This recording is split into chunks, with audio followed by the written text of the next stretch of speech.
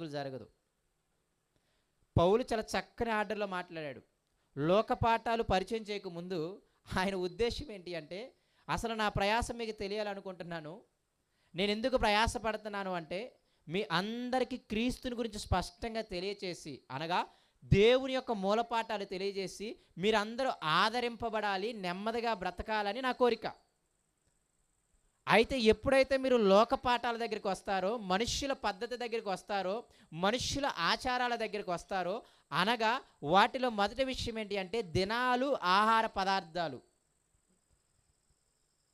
వీటి విషయంలో కానీ మీరు ఇంకా వాళ్ళన్నారు, వీళ్ళన్నారు, వీళ్ళన్నారు, వాళ్ళన్నారు, ఈరోజు మంచిది కాదు, ఆ రోజు మంచిది, మా పెద్దలు ఇలాగే చెప్పుకుంటూ వచ్చారు అని అంటే, ఇదిగో ఇది తినకూడదు, అది తినొచ్చు, మా పెద్దలు అలాగే చెప్పుకుంటూ వచ్చారు, నేను పుట్టిన మొదలుకొని లోకం అలాగే సాగుతుంది, నాకు ఇప్పుడు 50 సంవత్సరాలు వచ్చాయి, నేను పుట్టినప్పుడు కూడా ఇలాగే చేస్తున్నారు పద్ధతులు, పెళ్ళంటే ఒకే కాన్సెప్టు, చనిపోవడం అంటే ఒకే కాన్సెప్టు.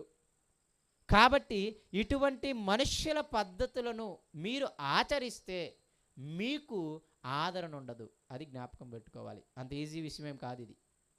మీరు చిన్నగా తీసుకుంటారు, కానీ ఆయన ఉద్దేశంలో చిన్నదేం కాదు.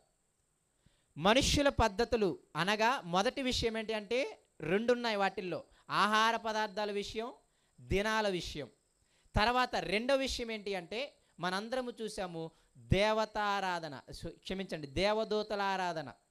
అంటే యేసయ్యని మధ్యవర్తిగా తీసేసి మనుష్యులను మధ్యవర్తిగా పెట్టుకోవడం. ఆయనకు వరములు ఉన్నాయనో, ఆయనకి శక్తులు ఉన్నాయనో, ఆయన అతి వినయంగా ఉంటాడు అనో, ఆయన మంచి జ్ఞానం కలిగిన వాడనో, అతి వినయాసక్తుడు, జ్ఞానం కలిగిన వాడు, ఇవన్నీ ఉన్నాయని చెప్పి, లేకపోతే అతడు మీకు కష్టముల్లో సహాయం చేశాడు అని మీరు కృతజ్ఞత చూపించడం తప్పు అని అన్నాడు దేవుడు. కానీ ఆయన ద్వారా దేవుని చేరతామనే మాట, అది ఏమవుతుంది అంటే ఈ మనుష్యుల యొక్క మూల పద్ధతులు అవుతాయి. ఎందుకు అంటున్నాను అంటే, మనుష్యుల యొక్క ఆచారాల్లో చాలా ప్రాథమిక విషయం ఏంటంటే మనుషుల్ని దేవతలను చేయటం. మీరు లోకంలో చూస్తే అది ఉంటుంది.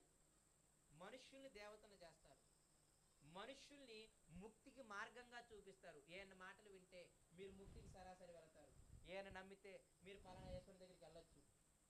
ఇలాగ నేను ఏమంటాను అంటే మనుష్యులను మధ్యవర్తులు చేస్తారు. మీకు బాగా కొంచెం 5 గ్రంథాల గురించి కానీ వీటన్నిటి గురించి కానీ మీకు అవగాహన వచ్చినప్పుడు, లేకపోతే మీరు సమాజంలో మనుషులు చూస్తున్నప్పుడు మనుషులు దేవతలను చేస్తారు, మనుషులు గొప్ప చేస్తారు. ఇదిగో ఏనే మా దేవుడు అంటారు. ఎందుకు? మా కష్టాల్లో నష్టాల్లో ఆదుకుందైనా మాకేం దేవుడు వచ్చి